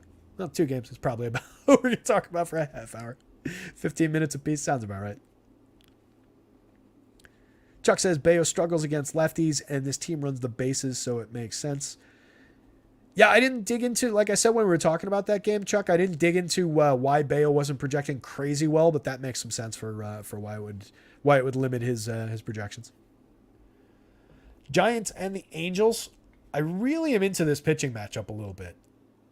I think it's got a limiting effect for home runs on both sides, given what these two pitchers do well. You catch them on the right night. Both of these guys check launch angle. Both of these guys limit home runs. Webb's barrels are up a little bit this year. His hard hit rate is up a little bit this year. His home run rate is consequently up a little bit this year. But last year, 5.5% barrels, 3.1 on the launch. Year before, 5.6% barrels, negative 0.5 launch, 1.51 and 1.40% home run rates those 2 years. Sandoval, 1.77% home run rate on 6.6% barrels, 7.4 degrees launch this year. 5.7% barrels, only 33.9% hard hits last year. 1.25% home runs. Gave up a few more incidental home runs in a 14-game, 87-inning sample the year before, but was sitting at 6.1% barrels, 6.3 degree launch angle, and striking out a few more hitters. So like we talked about the last time we looked at him, I think this would have normalized given what this looked like, what the strikeouts looked like that year if he had pitched a little bit more. So I think Sandoval's a sneaky good option on this slate. Going up against the Giants, who we've seen struggle a little bit against left-handed pitching this year, oddly, despite the presence of some guys who are notoriously good at hitting left-handed pitching. Overall, the Giants are... where the hell is it? I shouldn't do this to myself. Sometimes I write these, like I typically have a format where it's like pitcher and stack against them, pitcher and stack against them when I write the article, but sometimes just to mix it up as I'm writing it, I'll put the 2 pitchers in the first paragraph and then I completely lose track of where things might be when I want to refer back to them during the show. Let me see if I can find this. Giants. There you go. Giants have a 91 WRC plus, a 128 ISO, and a 23.8% strikeout rate collectively against lefties this season. So I think there's a bit of sneaky upside on the board for 7,000 to 8,500. He projects like it. It's one of those good spots that projects well, showing a little bit of value that I'm just going to have some faith in here. Striking out just 18.6% this year, walking 10%, but still doing a good job. 4.11 ERA is okay. 4.44 xFIP is a little higher than we'd like it, but there's good reasons why it's happened given the additional free passes, given the little bit more contact this year. So up against a not great Giants lineup, I'm happy to take some shots with Sandoval. I think Logan Webb is a lot more easy to explain. He just projects well. He's a good pitcher. He's been a good pitcher over time. Strikeouts at 24.7%. Doesn't get himself in trouble with just 4.3% walks. Limits power on the whole. 3.45 ERA. 2.96 xFIP. And oh, by the way, he pitches ridiculously deep in every game. 148 and 2/3 innings in 23 starts this year. He's been excellent. 2.96 xFIP is very, very good. 4.3% walk rate is outstanding. Especially when you combine it with a guy who maybe not as much this year, but over time has been very good at limiting power. For 9,800, 10,000, that's a really good spot. I prefer, if I'm stacking these two teams, oddly, even though they're lower totaled and not the favorites in this game, and going up against the guy who is in a vacuum the better of these two pitchers, I actually prefer the Angels bats if I had to stack one of these teams. The gun to my head bats choice is the Angels side of things. But you can see the limiting effect that Webb has on power. Even Shohei Ohtani at 7.38 in the home run model. Shohei below 10, the league leader for home runs, 40 home runs, 400 would be a lot. 40 home runs on the season, a 366 ISO and 497 plate appearances. He's massive. He's a super duper duper star. I mean, obviously, Shohei Ohtani is massive. But Logan Webb's checking him down to 7.38, below the magic number in the home run model. Cue the double down game from Shohei Ohtani. Could happen. If anybody's going to get him, it's Ohtani. Rengifo miscast as a leadoff hitter, but does have a little bit of sneaky power in a bad spot for sneaky power. Brandon Drury has obvious power in a bad spot for obvious power. The same is true for Mike Moustakas, CJ Cron, Hunter Renfroe. Moniak and Grichuk, given the sturdy output for hits so far, good on base skills, maybe the better options later in the lineup, oddly. We'll see where they end up hitting. Moniak's been on a roll from the left side of the plate. 5,100, 3,200. He's priced up a little on DK, but he's been excellent in 230 plate appearances. 306, 339, 553, 247 ISO, 41% better than average creating runs.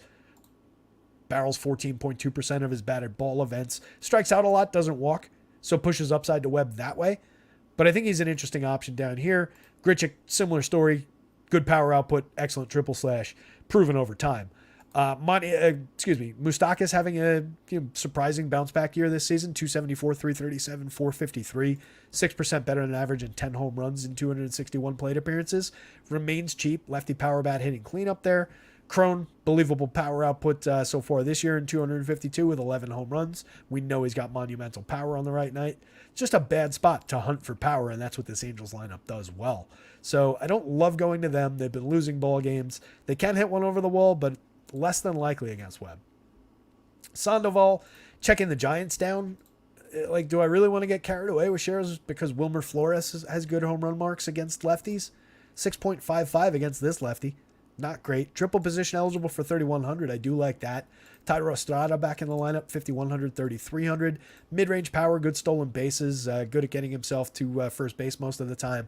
Better than average creating runs. Austin Slater, similar kind of a player.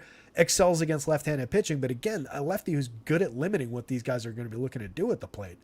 J.D. Davis, better against righties this year, and again, we're just looking for power from him. Michael Conforto, lefty-lefty, looking for power against this lefty. Not ideal. Luis Matos, A.J. Pollock, Mark Mathias, bolt-on parts from the bottom of the Giants lineup here. So for me, this one is probably go Logan Webb up top, Patrick Sandoval not that far behind, and at a great value price.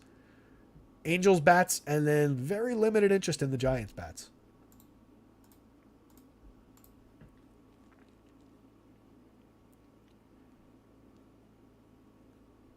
Gun to your head bat model, which is it, Terry? Gun to your head or bat to head? Gun to the head. Bat to the head might hurt. Gun to the, I mean, if they're like poking the barrel into the side of my head, they're like, well, they're questioning me or something. Asking me who the best play for a cycle on the slate is. Adames Scratch Lone Wolf. Well, I'll be damned. We can swing back real quick. We got time.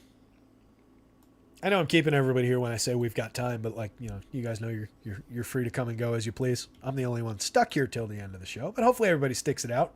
Hopefully everybody enjoys the content, thinks it's worthwhile. Hopefully everybody's hit the like button by now. We get great likes to views ratios. The views have been steadily climbing. We get a lot of views on Sundays, oddly. I think it's just for lack of content in other places. So the Sunday show always does well. Hopefully we win new viewers. Hopefully we're winning people some money out there. All right, so let's swing back real quick and take a quick look at that confirmed Brewers lineup because it was a spot that we like quite a bit. Yelich, Contreras, Santana, Frelick batting fourth. Frelick? I forget how it goes. I think it's Frelick. 4,200, 3,300, now hitting cleanup for Sal Frelick. 244, 404, 439, 130 WRC plus over 57 plate appearances. Has been interesting so far. Who is it? Tyrone Taylor slotting into the lineup. No Joey Wiemer either. Boo. Bit of a downgrade. Tyrone Taylor does have believable power potential. 100 plate appearances haven't gone well this season. 175, 190, 299. 75% worse than average creating runs. 3 homers, 6 steals. It's okay counting stat output. We got good sneaky output from him last year. 17 homers in 405 plate appearances last year. 12 in 271 the year before. A sneakily playable part, I think, from the bottom of the lineup. He's as much in play as Joey Wiemer was. He's not that far off the production that Joey Wiemer has this year. Similar low pricing. Low priority option, but an okay mix-in. Bryce Turang climbs up a spot with Brian Anderson dropping to 8th in the lineup. Anderson's still the better play overall for power. Turang gives you a little blend of low-end power and a little bit of speed. Neither one of them is above average for run creation. Monasterio slotting in for 2,600, 2,700, triple position eligible on the FanDuel slate.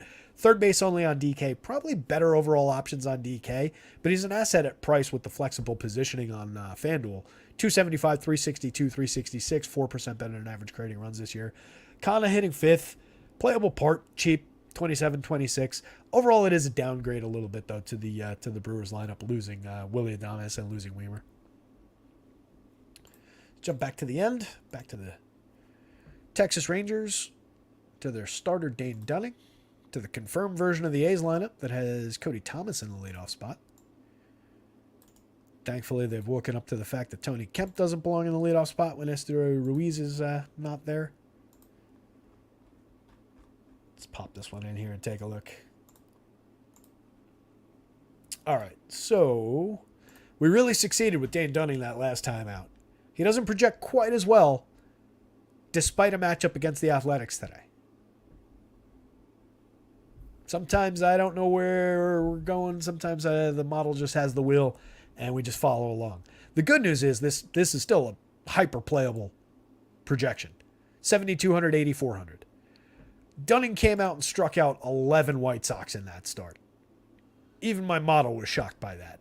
7 2/3, monster performance. Gave up, I think, 1 run in that start. He only had that kind of a start one other time this season. It was in mid-June, 8 2/3, struck out 10, gave up 2 against the Tigers. These Athletics are a lot like those Tigers, so I do think there is a little bit of strikeout upside for Dane Dunning. He's at 17% on the season, 8.2% swinging, 26.3% CSW overall. Last year was a little bit better for strikeout upside, 20.4%, 10% swinging. Year before, 22.3%, 10% swinging.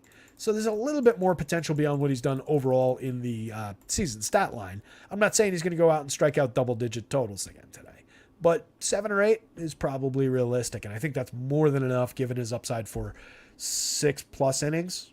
I think 6 innings is very realistic here. I think 6+ is pretty realistic given his depth of start. 114 2/3 in 16 starts and a couple of bullpen appearances. Typically can work deep into a game if he's going well. And a totally non-threatening lineup with the A's on the other side. So I think there's a lot of reason to believe in Dane Dunning at a lower strikeout total overall, but plenty of upside. 26th ranked, 88 WRC plus against as a unit for the Athletics against righties. 23.1% strikeout rate collectively, a 147 ISO against a guy who doesn't really give up a ton of power, by the way.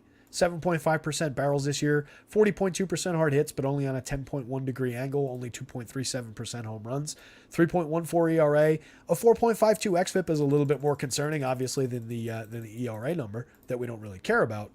But over time, he's been an effective pitcher. 4.03 xFIP last year, 3.87 the year before. Was good at limiting launch angle, good at limiting home runs both of those years. So everything that he does well is kind of intact this year, in place this year, with believable upside in one of the best pitching matchups in all of baseball. Happy to go to shares of Dan Dunning at a discount here. Not as excited about it as I was that last time against the White Sox when he was awesome, but I do like the spot here for Dan Dunning. I'll have a fair amount. 72 on DK, probably your top SP2 option over there, in among like the 8,000 and below or 7,500 and below, wherever we want to draw the line. Probably the top option on the DK board. Athletics, if you go there, I would focus on some of those lefties. Seth Brown, their best power hitter overall. Tyler Soderstrom, their best prospect, fits in at the catcher position or at first base on DK now for 2,800, 3,000 on FanDuel. 1 home run in 56 plate appearances so far for him. Thomas at the top of the lineup. They're another one of their premium prospects. A home run in 40 plate appearances so far on the show. 99 WRC plus to show for it. 2,200, 2,300, easily playable part in the outfield. JJ Bleday, 2,900, 2,800, 8 homers on the season. Below the Mendoza line, infrequent, inconsistent kind of output, but some lefty power. Zach Geloff, another premium rookie, 5 home runs, 6 stolen bases, a 142 WRC plus, and 80 plate appearances, leading the team at 6.49 in the home run model. So I wouldn't skip Geloff. For me, it's probably Thomas, Geloff, Brown, Soderstrom, and then take your pick of anybody else on DK stacks. Jordan Diaz has been decent, 2,600, 2,400, 8 homers, a 108 WRC plus, and 157. Langoliers, oddball righty power, 11.1% barrels, 41.5% hard hits, 11 homers in 351 on the season. Tony Kemp, Nick Allen, very low-end options from the bottom of the lineup. The Athletics are a low priority stack. They rank down toward the bottom of the board. They do have a 9th rated DK points per dollar ranking, though, so I do want to call that out. They do sit 10th overall in the home run model. Not a ton of home run upside, but 10th out of 16 doesn't put them at the very bottom of the board. Little bit of believable upside for power. Very, very little. And that was done when Brent Rooker was in the lineup, by the way, with a moderately good home run mark. I think he was at a 6 and something.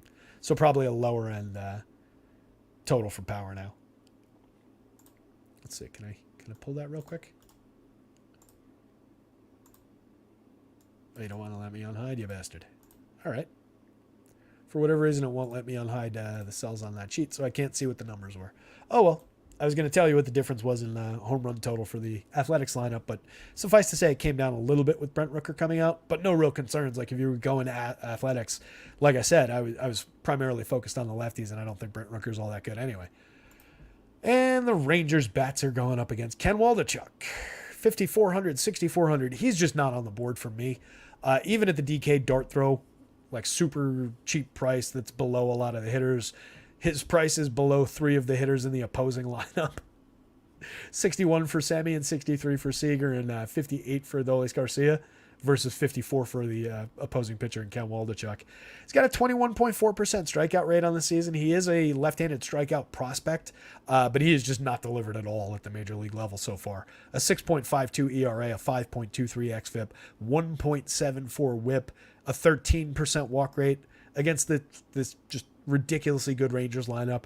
They did lose Josh Young. He fractured his thumb, which, as I said in the article, and another callback to the stupid joke I made earlier, poor Josh Young fractured his thumb was the way I wrote it, and it just sounds like the beginning of a nursery rhyme to me.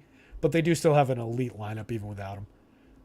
Marcus Semien, Corey Seager, excellent options. Very, very high priced on the DK slate. Semien is kind of cheap at $3,600 though, given his ceiling on FanDuel.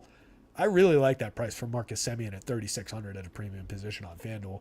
Seager's expensive, but well worth paying for. 348, 410, 645, 297 ISO, 86% better than average, creating runs over 358 plate appearances.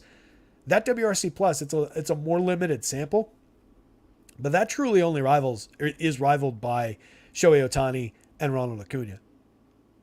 I forget what Judge's is. He's made fewer plate appearances. But Seager is absolutely elite 12.37 in the home run model, 19.3% barrels, 57% hard hits. Just so worth paying for at shortstop, especially in stacks of Rangers, especially when you get Ezekiel Duran at 3,700, 2,900, multi-position eligible on both sites, probably moving up to the third spot in the lineup. Nathaniel Lowe, very cheap to offset some pricing, 284, 378, 453 from him, 32% better than average to sit third on the team for run creation, 13 home runs in 500 plate appearances. He's a decent bat for cheap. Garcia is the best power hitter on the team overall, 29 home runs, a 266 ISO in 470 plate appearances. Actually, Seager's the best power hitter, but the best output so far, and Garcia at least rivals him. He's had more plate appearances, obviously, this season. Mitch Garver, power hitting catcher, 3,500, 2,900, very playable part at the bottom of the lineup. Jonathan O'Neal's dead minimum, 2,000 on the DK slate. Still not a part of the FanDuel slate, so he wasn't pulling a projection, but I did want to shout him out real quick. Mid-ranked organizational prospect, slashing 250, 360, 348. So that 360 on base is pretty appealing. 5 home runs, 9 stolen bases in 398 plate appearances at AAA this year. 14 homers, 14 steals in 580 plate appearances in AA in 2022. So if you combine that with a little bit of expectation to get on base, the idea of a little bit of power for the very dead minimum price on the DK slate at second base, Jonathan O'Neal is an interesting option. Leody Taveras is also very interesting in the outfield, 3,600, 2,900. We've talked about him all season, 11 homers, 11 steals. Cooled off a little bit, but like for a guy that we weren't really expecting to do anything at all this season, that's a lot of good output, still above average for run creation, still at the end of the lineup for very cheap prices. They never raised his prices, so now they're still at the correct marks for the reduced output overall. Top to bottom, whatever form it takes, the Rangers are very, very, very playable against Ken Waldichuk here. Larry C says, wow, need 2 lineups and it's only 5:30. Yeah, right? All the lineups in. Plenty of time to build. Plenty of time to sort. Go through them. Make sure we're getting to the right combinations. I love it, man. It's a great opportunity here. Hit the like button and the subscribe if you haven't. Looks like we still got 55 people hanging out watching live. Larry C and Poe DJ and Stoner taking up much of the chat. Just chatting with one another. Not sure if anything overly important is going on in the chat, but I love seeing those guys just having a good time going back and forth. 2 good contributors to this site. Larry and Poe DJ and Stoner. Been here since day one. Always active in the chats. Always active in the Discord. Good thoughts for baseball. Love to see it. 2 of the building blocks of the community. Let's look at the home run model. In honor of those 2 fellas. Petey Alonso leading the board for home run upside. Matt Olson right behind him. Willy Adames. This is why it sucks that Willy Adames scratched. Christian Yelich right there, though. He was my home run pick for the day. Overall, the Brewers do get that downgrade, though, with Adames coming out, with Weimer coming out. Aaron Judge, obviously a major source of power. Alvarez. It's a lot of power for the Mets shining through here. I'm sure Lindor is on this list, too. Yep, Lindor over the magic number as well. Obviously, the Braves and all their power. They've got probably 5, 6 guys. Yeah, 6 guys above the magic number. Tons of power upside for the Braves. A little bit for the White Sox with Lubov and Eloy Jimenez both over the magic number. But that's the Garrett Cole of it all. I mean, they both have elite individual power on their own. But the White Sox stack isn't great. They might make good sneaky one-offs against Cole. Lubov and Eloy Jimenez. Probably Eloy Jimenez even more so than Luis Robert because he's a lot cheaper. And just nobody's going to go there. So if you need an outfield one-off at a fair price, keep Jimenez in mind. Rangers all through here as well. So really like Mets, Braves, Mets, Yanks, Brewers, Rangers. It's kind of straightforward in terms of what I said at the top of the show. And I think it shines through when we look at the pitching. Which it's got some obvious angles on this one. Let's call Strider a tier of his own. All the way at the top of the board for obviously the highest prices. But a massive projection. 10 points out ahead of anybody else going up against that Pirates thing. The only thing that's going to cut into him is the weather. Love the spot for Strider. Get as much or as little as you want relative to the field. That's the way you make the decision on Strider. Freddie Peralta going up against that low-end Colorado lineup is my second highest projected pitcher. Cole and Senga I consider basically equivalent options right on his heels. And I would probably throw Logan Webb into that. I have enough trust for Logan Webb. Even though I do want to get some of that Angels lineup in limited shares, Logan Webb is probably, like, these guys are all on a tier here.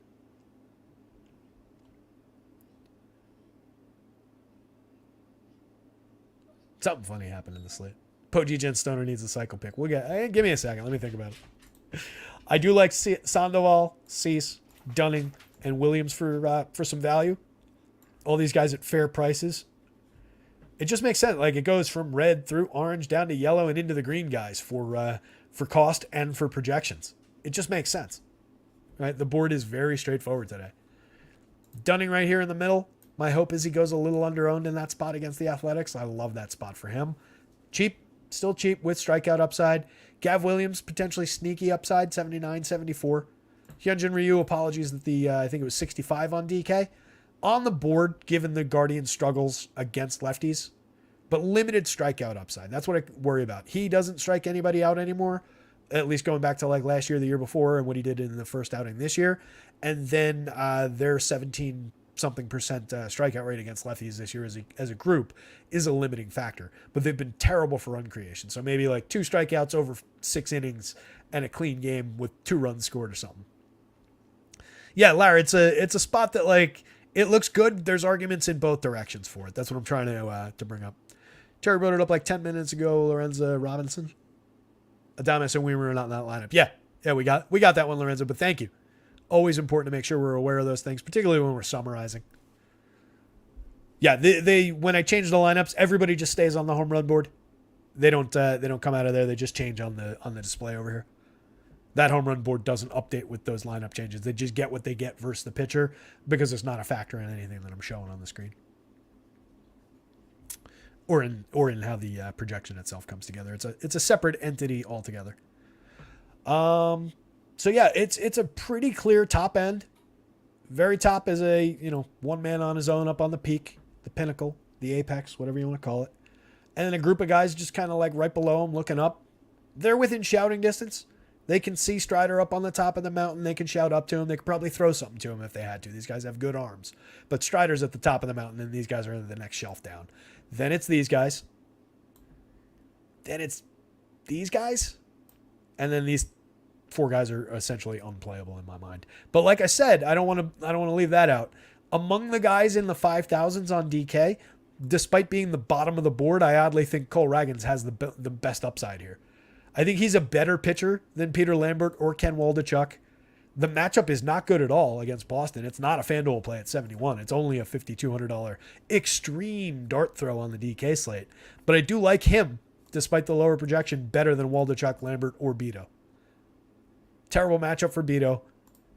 Bad matchup for Lambert, and no real talent to speak of. No real talent to speak of for Waldichuk so far, and a terrible matchup where Ragans at least might give us 6, has a little bit of strikeout acumen going up against the Red Sox lineup that is the more up and down out of that collection of teams. It's the best I can justify it. It's a terrible play. Don't do it. But if you need a $5,200 pitcher, he might give you some innings at least. All right, gang, that's about it. It is 5:43, so we're coming up on the time that we normally punch out on these 4 o'clock shows, even with an 8-game slate. Yankees plays Carlos Rodon on the 15-day IL. Will reinstate Jonathan Lasagna. Johnny Lasagna. Jonathan Loaizaga, obviously.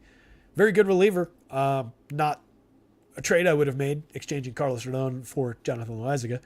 That sucks. But, yeah, not all that surprising. That'll be the end of Mr. Rodon's not career. Hopefully not.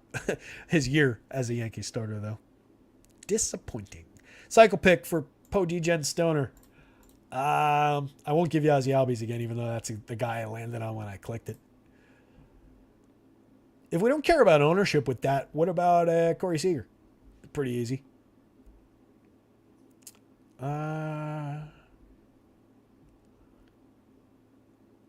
What a thrilling way to end the show.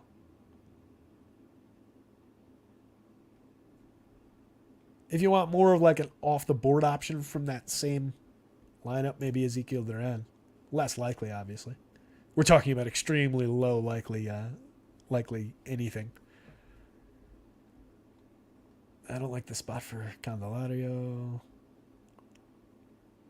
Nimmo? What about Brandon Nimmo? I think I gave you him already once, though. I do really like Brandon Nimmo in that leadoff spot for that Mets offense. He could do it. That's an interesting spot.